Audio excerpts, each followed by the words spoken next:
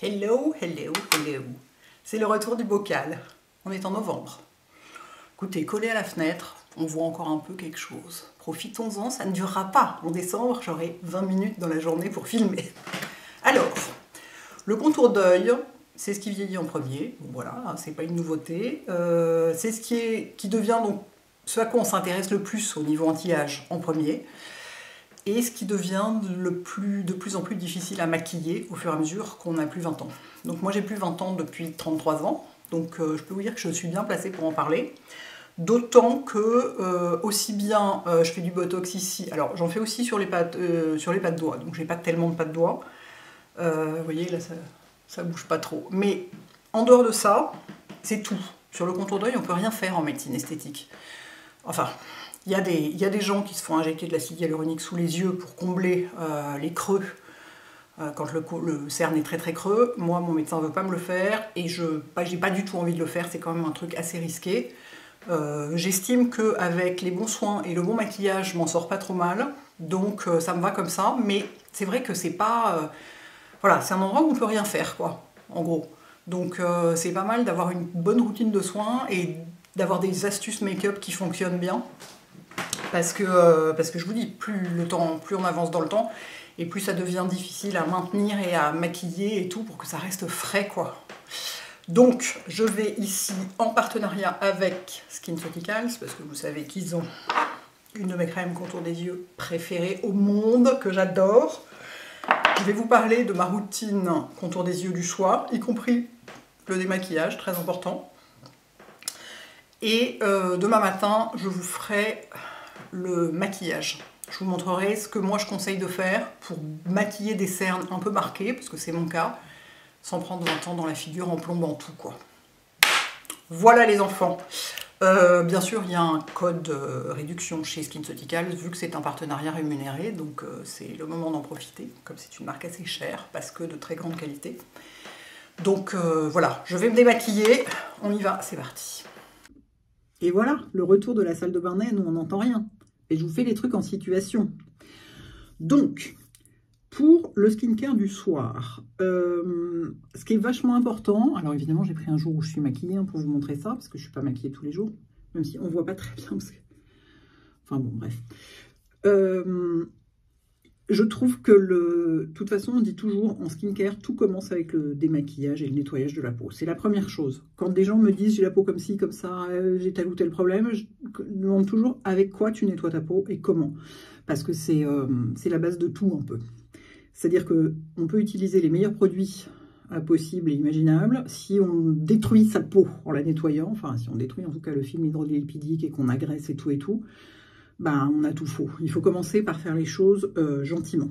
Donc moi, je les maquille toujours avec un produit gras, huileux ou baume ou je sais pas quoi. Alors en ce moment, celui que j'ai, je pense que j'ai sous la main, hein. Enfin ce que j'ai sous la main, celui que j'utilise en ce moment, qui est le... Comment il s'appelle en vrai?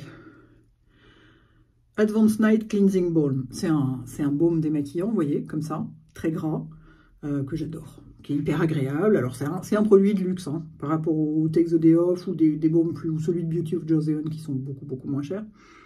Mais il y a un petit parfum un peu de la gamme, quoi. Et vraiment, j'adore ce produit. Et si vous voulez, moi, d'abord, j'utilise que ce genre de produit pour me démaquiller parce que c'est pratique, ça fait tout. J'en ai trop, là, hein, clairement. Ça fait tout et ça permet de démaquiller les yeux sans frotter avec un coton. C'est-à-dire que quitte à frotter, il vaut mieux frotter avec les mains. Et donc un produit de ce genre qui est extrêmement doux. Parce que ça ne tire pas du tout sur la peau. Voyez. Alors oui, on dirait j'appuie fort, certes. Mais ça ne tire pas sur la peau. Et ça, c'est le moment que je préfère, où j'ai l'air d'un super-héros. Et ça dissout absolument tout. Hein. Les baumes démaquillants, comme ça, quand ils sont bien faits, ça dissout absolument tout le maquillage. Et vous n'avez pas le frottement d'un coton. Pour moi, le pire, c'est le frottement d'un coton pour démaquiller les yeux. Ou alors, il faut vraiment tirer sur les cils tout doucement, un par un et tout. Et encore, avec un coton, c'est pas tellement possible à faire. Mais donc, pour moi, ne pas augmenter les problèmes de vieillissement du contour d'œil, ça passe d'abord par le fait de démaquiller très doucement, sans tirer sur la peau, sans la graisser, sans la dessécher, toujours. Donc, avec un produit gras. Voilà. Donc, je vais terminer, je vais rincer et je reviens. Si j'y arrive, maintenant que j'ai les doigts pleins de gras et que je ne peux même plus éteindre mon téléphone. There. Ensuite, ce que je vais faire, c'est que je vais mettre un sérum spécialement conçu pour le contour des yeux. C'est-à-dire, vous savez que moi, souvent, j'ai tendance à mettre autour des yeux des produits, enfin, le sérum que je mets sur tout mon visage. Souvent, ça marche. Parfois, le contour des yeux apprécie pas trop. Quand c'est certains sérums fortement dosés et tout, c'est un peu moyen. Et notamment pour ce qui est de la vitamine C, c'est quand même un peu moyen. Il y a chez SkinCeuticals un truc qui est en fait l'équivalent du CO férulique, le fameux, enfin le sérum à la vitamine C de SkinCeuticals. Est-ce que ça focus plus ou moins? Ça ne veut pas, ça ne veut pas. Qui n'est dosé qu'à 5% de vitamine C. Donc c'est moins costaud que la version visage, hein, que le CO férulique, qui est dosé à 10%.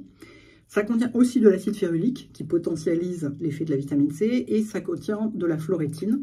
Et il y a aussi de la caféine dedans pour dégonfler les yeux, hein, comme toujours la caféine. Donc le produit est un petit peu brun et sans la vitamine C, sans surprise.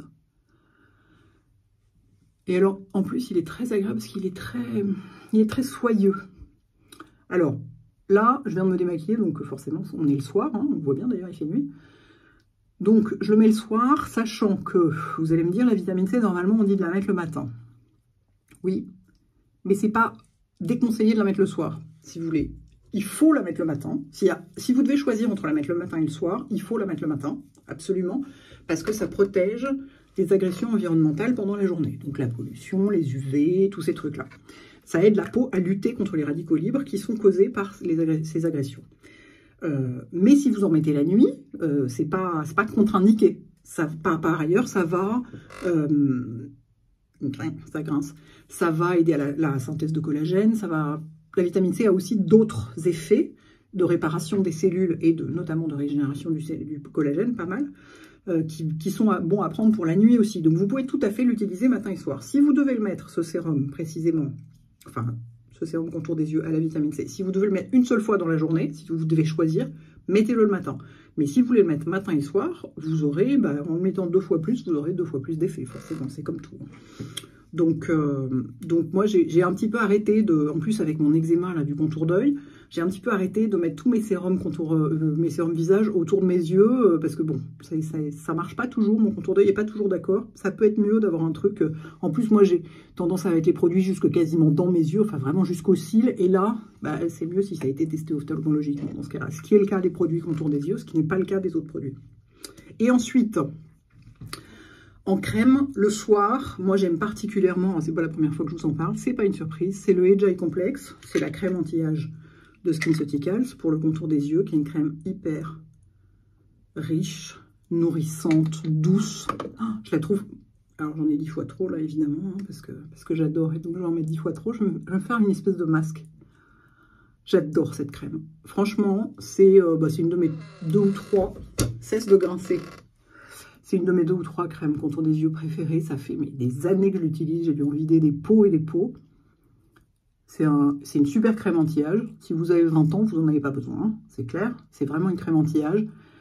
Et elle est très nourrissante. Et moi, le soir, j'aime avoir une crème très nourrissante en contour des yeux. Elle peut tout à fait marcher le matin aussi. Alors là, par contre, il faudra en mettre moins. Sinon, l'anti-cerne ne va pas tenir dessus. Si j'en mets autant que là, il n'y a pas du tout besoin d'en mettre autant, hein, mais là, ça me fait plaisir. J'avais les yeux un peu fatigués, donc ça me fait plaisir d'en mettre pas mal et de bien masser. Mais si, par exemple, le matin, vous n'aimez pas du tout avoir une crème riche, soit vous prenez un gel crème ou un truc comme ça, soit vous pouvez aussi mettre le sérum seul. Parce qu'il est quand même assez soyeux comme fini. C'est pas du tout de l'eau, c'est une texture gélifiée qui est assez... qui fait un peu texture nourrissante malgré tout. Donc vous pouvez le porter seul sous de l'anti-cerne. Et sinon, si vous êtes comme moi et que vous avez le contour des yeux horriblement sec, et quand même, voilà, pas 20 ans, hein, loin de là, franchement, moi j'adore cette crème. On peut tout à fait, donc oui, je vous disais, on peut tout à fait aussi la mettre le matin. En revanche, mettez-en moins, quoi, hein, parce que sinon, vous n'arriverez jamais à vous maquiller dessus. Si vous ne maquillez pas, vous en foutez. Hein, si vous mettez juste rien ou de la crème solaire, c'est pas grave d'en avoir beaucoup. Mais là, pour maquiller sur la quantité que j'ai mis là, il va falloir attendre un peu quand même. Hein. Donc, le matin, mettez-en moins. Votre peau descendra moins vite, en plus, donc pas mal. Mais sinon, donc voilà. Donc, avec ça, on a un bon combo. Que ce soit pour le matin ou le soir. Mais là, je vous montre le soir. Comme j'ai dit que je faisais skincare le soir et maquillage le matin. Parce que sinon, la vidéo va durer 1000 ans, vu que là, ça fait déjà 5 minutes, juste à vous montrer 2-3 produits. Donc, voilà pour le... Moi, ce que j'aime faire le soir, je vous dis le matin, si je sais que je vais me maquiller, soit j'en mets très peu, soit j'en mets une autre. Parce qu'elle est vraiment bien riche.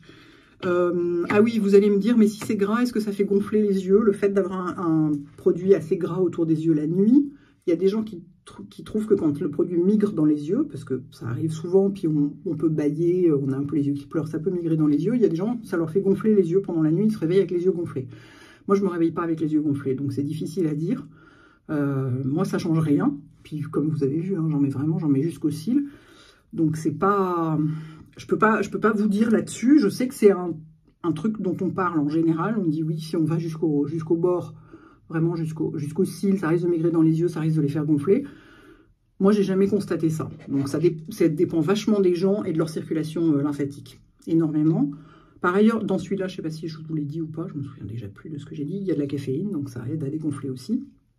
Mais enfin, vous voyez, adapter aussi selon votre type de peau, la manière dont vos yeux se comportent pendant la nuit, etc. C'est important de toujours, tous les conseils, de les digérer en quelque sorte et de les adapter à vous. Donc je vous dis, éventuellement, vous pouvez tout à fait ne mettre que ça le matin, même le soir, si vous avez envie, hein, et mettre que ça. Vous pouvez tout à fait les mettre séparément, mettre que un le soir, que un le matin, enfin, comme vous voulez. Les deux vont le soir et le matin, les deux vont ensemble ou séparément. Faites vraiment ce qui vous convient à vous. Voilà pour ce soir. On se retrouve demain matin avec la partie qu'est-ce qu'on fait pour maquiller tout ça quand on n'a pas 20 ans et que ça commence à filer dans les ridules.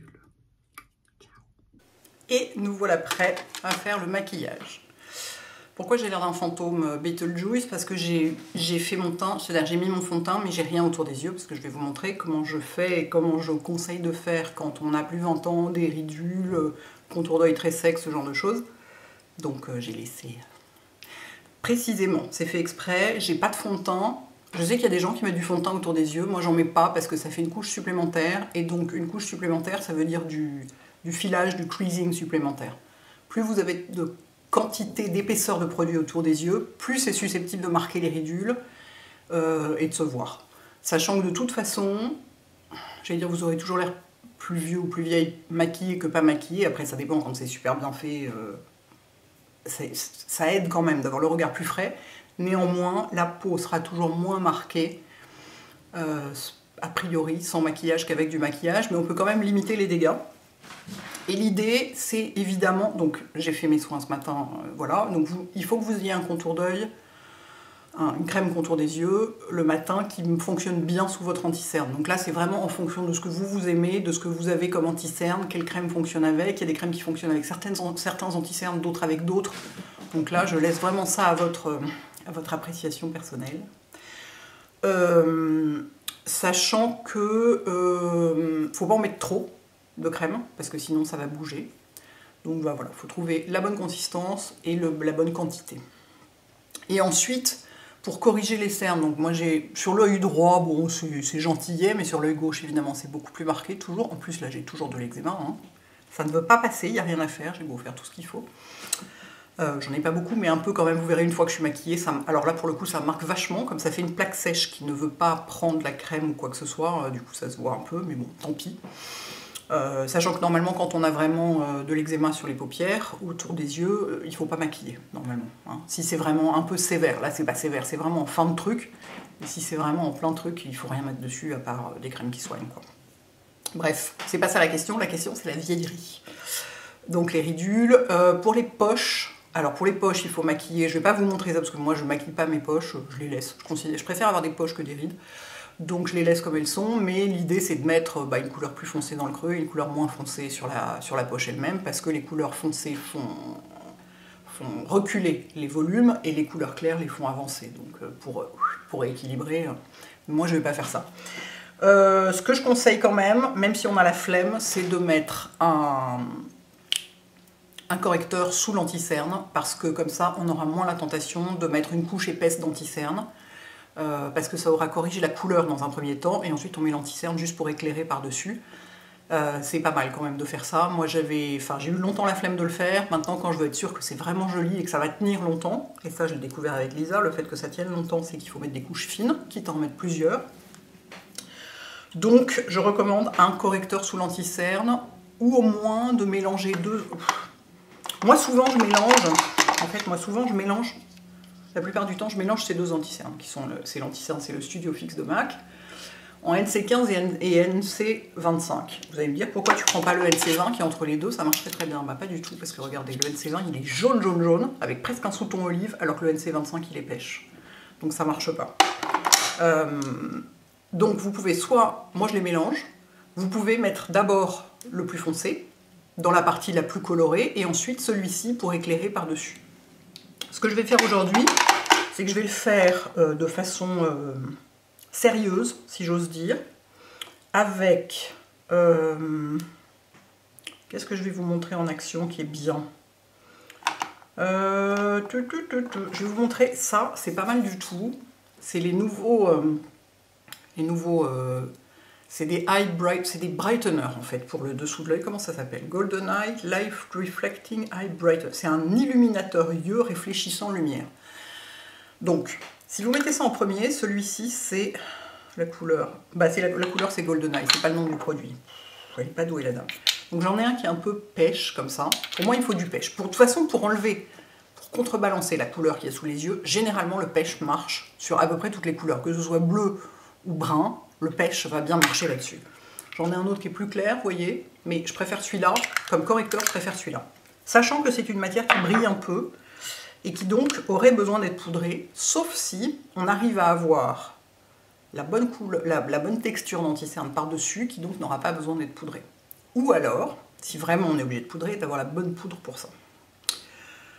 Si vous le mettez au pinceau, d'abord vous avez plus de précision. Ça c'est un pinceau anti-cerne de Nars qui est vachement bien. D'abord vous avez plus de précision et ensuite vous en mettez moins.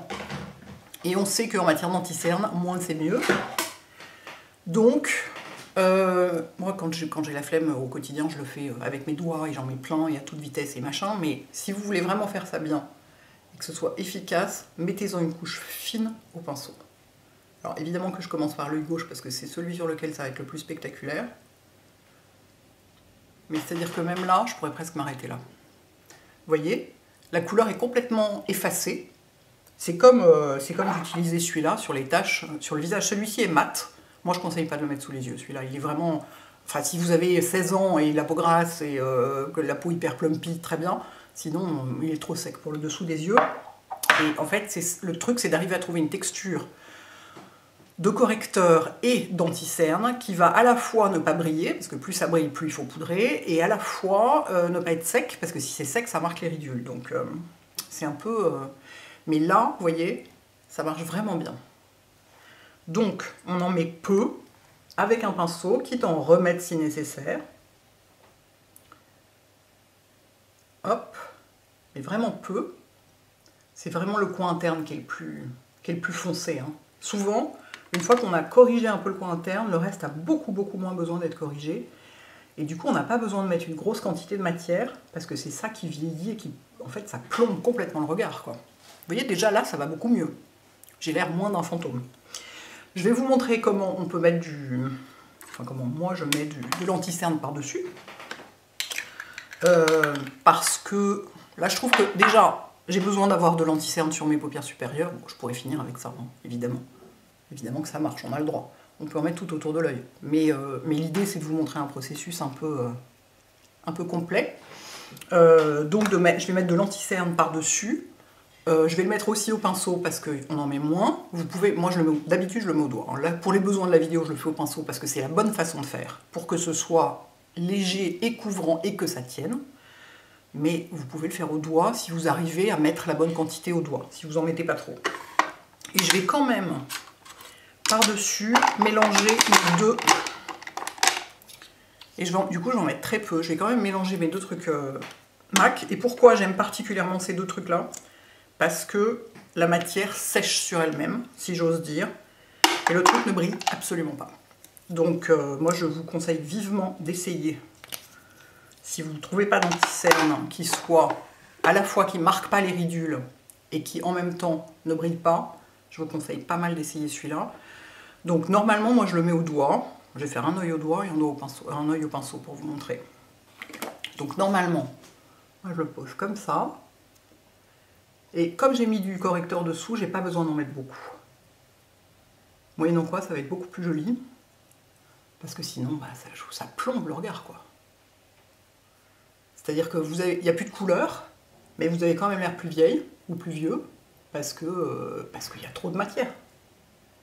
Donc il n'y a pas que la couleur, il y a la matière. Donc là j'en ai mis peu, vous voyez, je me suis servi d'un doigt pour le poser et d'un doigt pour l'estomper. Donc ça va. Il reste une toute petite ombre, mais comme disent les maquilleurs pros, il vaut toujours mieux avoir une petite ombre sous l'œil que le regard complètement plâtré, quoi. Et de l'autre côté, je vais le mettre au pinceau. Et là, le pinceau d'abord c'est précis, si on n'est pas très à l'aise avec le fait de le mettre avec ses doigts.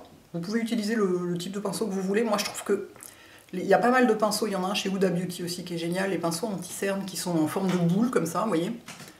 Qui sont bien denses. On dirait des bébés pinceaux à fond de teint, en fait. C'est comme des tout petits kabuki. Et je trouve ça vachement bien pour poser l'anti-cerne de façon un peu diffuse. Vous voyez. Ça marche aussi avec un pinceau type 217 de MAC. Hein. J'en ai pas sous la main, là, mais il y en a un chez Lisa Eldridge qui ressemble un peu. Vous voyez, un long pinceau assez souple pour poser l'anti-cerne, ça marche très bien aussi. Et je vous mettrai le numéro de celui-là, c'est le... Bah, je ne sais pas. Il y a juste écrit Lisa Eldridge dessus. C'est un pinceau à fard à paupières, c'est pas un pinceau anti-cerne.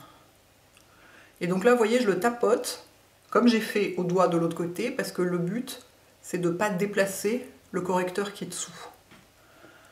Parce que si, je ne veux pas le déplacer partout autour de l'œil, parce que j'en ai mis dans le coin, c'est pas pour rien, je veux qu'il reste dans le coin. Si j'en mets partout autour de l'œil, bon, on peut frotter, enfin frotter, déplacer un peu, mais... Et en fait, le fait d'en mettre peu comme ça, pardon, et en couche fine, quitte à attendre un peu, et à la fin du maquillage, une fois que le maquillage est terminé, voir où on en est, voir s'il faut en rajouter, voir s'il faut poudrer, enfin vous voyez, ce genre de choses. Et ça fait un regard beaucoup plus frais. Alors, ici, moi je ne poudre jamais mon anti-cerne, jamais. Parce que moi ça me fait prendre 20 ans dans la figure, instantanément. Sachant qu'il y a quand même deux poudres avec lesquelles je peux le faire, si nécessaire, si j'ai un anti-cerne qui est trop crémeux par exemple, qui ne sèche pas sur lui-même. Là le MAC il va sécher sur lui-même. On voit déjà sur l'œil droit il a commencé. Il n'a pas besoin d'être poudré. Mais comme j'ai celui de NARS dessous qui est un peu plus crémeux, je vais vous montrer. Moi, je vous dis, il y a deux poudres avec lesquelles je peux faire ça. Et alors, c'est embêtant parce que la deuxième, j'arrive pas à mettre la main dessus. Je sais qu'elle est quelque part, mais j'ai pas mal de maquillage, donc je ne sais pas où elle est. Donc, c'est les mêmes chez deux marques différentes. Donc, il y a celle de Charlotte, qui est donc une poudre blanche. Et en fait, chez NARS, il y en a une aussi, qui était là avant, celle de Charlotte, il me semble, qui est aussi une poudre blanche qui s'appelle Light Reflecting, comme le fond de teint. Et qui sont des poudres ultra fines et qui réfléchissent un peu la lumière, vous voyez, qui sont pas complètement matifiantes. Celle-ci, elle s'appelle poudre matifiante, mais c'est pas vraiment une poudre matifiante, et celle de NARS, c'est pas du tout une poudre matifiante. Celle de NARS, ce qui est intéressant, je vous mettrai le lien, elle existe en format voyage, ce qui est pas mal, parce que si on l'utilise que pour poudrer le dessous de l'œil, bah, c'est pas la peine d'avoir une énorme palette.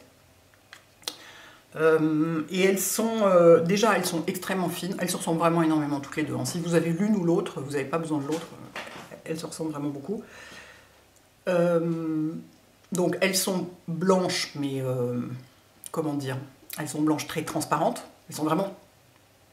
Je pense pas que sur une peau noire, elles soient invisibles. On dit toujours que ces poudres-là sont invisibles, moi j'y crois pas. Je pense que ça va faire gris, mais sur une peau blanche, à peu près sur toutes les tonalités de peau blanche, ça va fonctionner. Donc, c'est des poudres qui sont donc ultra fines et qui sont un peu pas irisées. Il n'y a pas d'irisation dedans, il n'y a évidemment pas de paillettes, mais il n'y a même pas de nacre, mais il y a de la lumière dedans d'une certaine façon. Donc j'en prends, mais vraiment très très peu sur mon pinceau. J'ai un pinceau bien fluffy, vous voyez comme ça c'est un Real Techniques, il est vachement bien pour mettre de la poudre à des petits endroits. Et j'en mets vraiment, mais quasiment pas quoi. Et je vais juste, voilà. Le but c'est juste de fixer un peu le truc. Vous voyez, ça brille plus. Si je veux, je peux fixer, je peux en mettre aussi sur les ailes du nez, comme ça ce sera fait. Pour que ça brille plus, mais ça n'a pas terni, vous voyez. Ça ne plombe pas le regard. N'importe quelle autre poudre va plomber le regard. Je vais vous dire, j'ai essayé avec tout. Alors, celle de By Terry peut marcher à la limite, en format libre, mais je trouve que ces deux-là marchent mieux. Celle de Charlotte et celle de Nars marchent mieux. En mettant, mais vraiment, mais il n'y a presque rien, quoi. Il y a quelques grains de poudre dans le pinceau. Quitte à en remettre, si nécessaire. Mais, et là, voilà. Là, c'est matifié, vous voyez. Et je suis tranquille, ça ne bougera pas. Donc voilà. Les petits trucs que j'ai mis en place, enfin, je sais pas, j'ai rien inventé, hein, mais c'est-à-dire qu'au fur et à mesure des années, on ne peut plus se maquiller de la même façon. On ne peut pas se maquiller à 53 ans comme à 23 ans, hein, ça clairement. Donc, si on veut que ça continue à être joli et frais, parce que l'idée c'est que ce soit frais quand même, bah, il faut avoir les bons soins et le bon make-up appliqué de la bonne façon pour éviter notamment avec le maquillage, de détruire le travail qu'on a fait avec le skincare en plombant le regard, quoi. Bref, j'espère que c'est... Je vais poudrer mon nez, tiens, pendant que j'y suis. J'espère que c'est utile, tout ça, parce que je trouve que l'anti-cerne, quand on vieillit, c'est la partie la plus difficile de tout le maquillage. De tout. Bon, après, moi, je suis pas presbyte, parce que comme je suis myope, je suis pas presbyte, donc je vois très bien de près. Je pense que ça, c'est très très très galère quand on vieillit, de ne plus bien voir de près, parce que comment on fait pour se maquiller. Mais sinon, l'anti-cerne, c'est vraiment... Donc, une fois que vous trouvez la texture qui vous convient et qui va sur votre crème de jour, gardez-la bien, parce que c'est précieux. Et moi, je vous dis, celui-là de MAC, il est vraiment... il va pas bouger du tout, quoi. C'est-à-dire, ce soir, ça aura exactement la même gueule. Ah, une ou deux minuscules ridules près, si je rigole énormément, ça va marquer un tout petit peu, mais vraiment à peine. C'est vraiment un combo hyper satisfaisant que j'ai là et que je garde précieusement. Bah écoutez, voilà, ma foi. J'espère que tout ça vous aura été utile.